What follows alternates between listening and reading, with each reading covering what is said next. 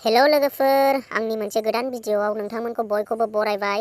लोगोफोर, नोंसोर थाम्बनेल एबा टाइटेलाव नायनानै मोनथिखाबाय जानांगौ लोगोफोर आं मानि सायाव भिडिअ खालामदों। लोगोफोर, आङो दा इउटुबनि मोननैसो आपडेट लानानै फैदों। जायफोर बे आपडेटखौ मिन्थिनो लुबैदों नोंथांमोना भिडिअखौ नायलांबाय था लोगोफोर। दा आङो भिडिअखौ जागायैनि सिगां लोगोफोर आंनि मोनसे फिसा रिकुवेस्ट, नोंथांमोना अननानै आंनि चेनेलखौ जायफोर गोदानै फैदों साबस्क्राइब खालामाखैबा साबस्क्राइब खालामना लादो आरो खाथियाव थानाय बेलनि आइकनखौबो अलाव थुनानै लादो लोगोफोर, जाहाथे आंनि गोदान भिडिअखौ नोंथांमोना नुहैबाय थायो लोगोफोर। दा फैदो बिदिब्ला आं भिडिअखौ स्टार्ट खालामदिनि। बे आपडेटआ नोंसिनि थाखाय मोजां ना गाज्रि आरो माबायदि आपडेट लोगोसे जोङो मोनथिना लादिनि लोगोफोर। फैदो बिदिब्ला आं दा आंनि इउटुब सिङाव थांदिनि लोगोफोर। नै दा आं इउटुबखौ अपेन खालामबाय। आंना नै दा इउटुबा अपेन जाबाय। नै लोगोफोर, आं दा बेनिनो जोंनि बर'निनो मोनसे इउटुब नायनोसै। नै लोगोफोर, दा आङो जोंनि बर'निनो इउटुब आङो दा मोनसे इउटुब चेनेलखौ नायबाय। नै लोगोफोर, हारसिंनो अट'प्ले जायो। नैबे जोंनि बर'नि चेनेल नैबे लोगोफोर। नै दा बेयाव नायदो, नै नोंसोरबो नुगासिनो दङ लोगोफोर। नै दा बे आपडेटआनो जाहैबाय, जोङो सिगाङाव अट'प्ले जाबाबो मानि भइस रेकर्डखौ जोङो खोनानो मोनामोन लोगोफोर। दा नै जोङो भइस रेकर्डखौबो खोनानो मोनो। नै आं नोंसिनो दा खोन्थानि क्लिक खालामनानै। नै जोंना नै बाहाय दा साउन्ड होनाय दंखायो। नै लोगोफोर, बे साउन्डआव क्लिक खालामबानो नोंसोरो भइस रेकर्डखौ खोनानो मोनो लोगोफोर। बे आपडेटआ नोंसिनि थाखाय मोजां ना गाज्रि नोंसोरो कमेन्ट खालामना खोन्थाहर लोगोफोर। आंनि थाखायथ' बे आपडेटआ जों क्रिएटरफोरनि थाखाय जोबोर गाज्रि। मानि थाखाय गाज्रि होनोबा, नै लोगोफोर आं बेयाव नोंसिनो खोन्थानि। जोङो लोगोसे लाइकबो मोननाय नङा बेयाव, आरो जोङो कमेन्टबो मोननाय नङा। लोगोसे जोंना मेन गिदिर खोथाया जाहैबाय, जोंना भिउबो मोननाय नङा। आरो जोंना मोनसे दंबावो लोगोफोर। बे मोनसेयानो जाहैबाय, जाय इउटुब गिदिर इउटुब चेनेल दङ बैसोरनि चेनेलाव एडभार्टाइसबो मोननाय नङा। मानो होनोबा जोङो बिदि हारसिं अट'प्ले जायोबा जोंनाव एडभार्टाइस गाखोनाय नङा लोगोफोर चेनेलाव। नोंथांमोनाबो बुजिबाय जानो हागौ। बे आपडेटआ बयनिबो जों क्रिएटर जों इउटुबारफोरनि थाखाय जोबोर गाज्रि आपडेट लोगोफोर। दा फैदो आङो आरो मोनसे आपडेटखौ खोन्थाबावनि नोंसिनि थाखाय। बे मोनसे आपडेटआ मोजां जागोन ना गाज्रि जागोन लोगोफोर। बिदिब्ला फैदो, नै दा आं आंनि चेनेलाव फैनोसै। दा नै आं आंनि चेनेलाव फैबाय। बेयाव आं आंनि भिडिअखौ जिखुनु मोनसे क्लिक खालामनानै दिन्थिनोसै। नै लोगोफोर, दा सिगाङाव जोंना लाइकआ बेसेबां मोनदोंमोन, डिसलाइकआ बेसेबां मोनदोंमोन बेखौ श' नुजायोमोन लोगोफोर। डिसलाइकआबो श' नुजायोमोन, लाइकआबो श' नुजायोमोन।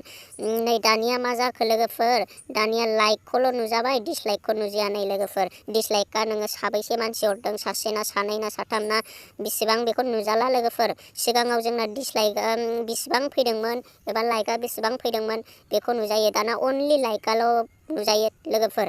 बियो जोंना जोबोर मोजां। मानो होनोबा जोंनि इउटुब क्रिएटरफोरनि थाखाय मानि लाइकखौसो जोङो बांसिन मोजां मोनखायो लोगोफोर। ओंखायनो लाइकआ जोंनि थाखाय, लाइक हरनाया जोबोर मोजां। आरो लाइक बांसिन मोनोबा जोङो बेबायदि टाइपनि भिडिअखौबो बानायनो बांसिन मोजां मोनो लोगोफोर। मानो होनोबा डिसलाइक लाइकआ जोंनि गेजेराव थाखानांगौसो। मानो होनोबा जि भिडिअआ नोंना गाज्रि भिडिअ बेयाव नोङो बांसिन डिसलाइक होनायखौ नुनो मोनगोन लोगोफोर।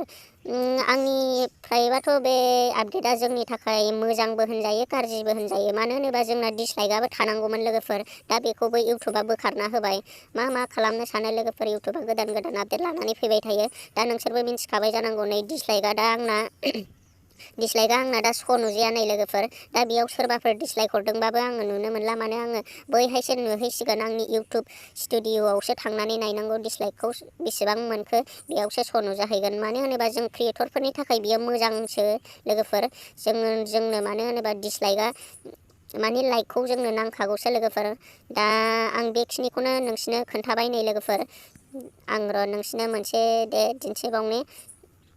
मानो होनोबा नै हारसिं बे अट'प्ले जानाय भिडिअआसो जोंनि थाखाय जोबोर गाज्रि आपडेट लोगोफोर।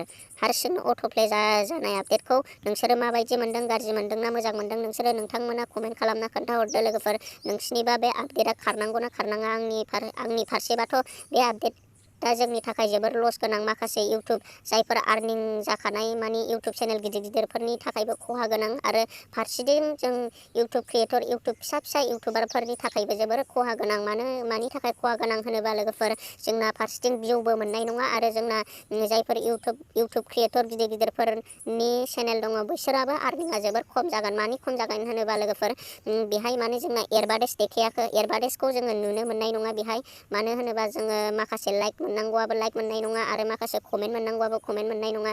बेनि थाखायनो आंनि थाखाय बे आपडेटआ आंनि थाखायल' नङा, जों इउटुब क्रिएटरफोरनि थाखाय जोबोर गाज्रि आपडेट लोगोफोर। आं बेखिनिखौनो बुंनानै दोनथ'नाय जाबाय लोगोफोर। दा नोंसोरो जुदि आंनि भिडिअ मोजां बिदिनो आपडेट भिडिअ इउटुबनि माखासे रिलेटेड आपडेट भिडिअ नायनो लुगैदोंबा चेनेलखौ साबस्क्राइब खालामदो लोगोफोर आरो सापर्ट खालामदो। आं बिदिनो नोंसिनि गेजेराव सानफ्रामबो भिडिअ लाबोनो नाजागोन लोगोफोर। नेक्स्ट भिडिअआव लोगो मोनफिनगोन। दा आं भिडिअखौ एसेयावनो दोनथ'नाय जाबाय। बाय।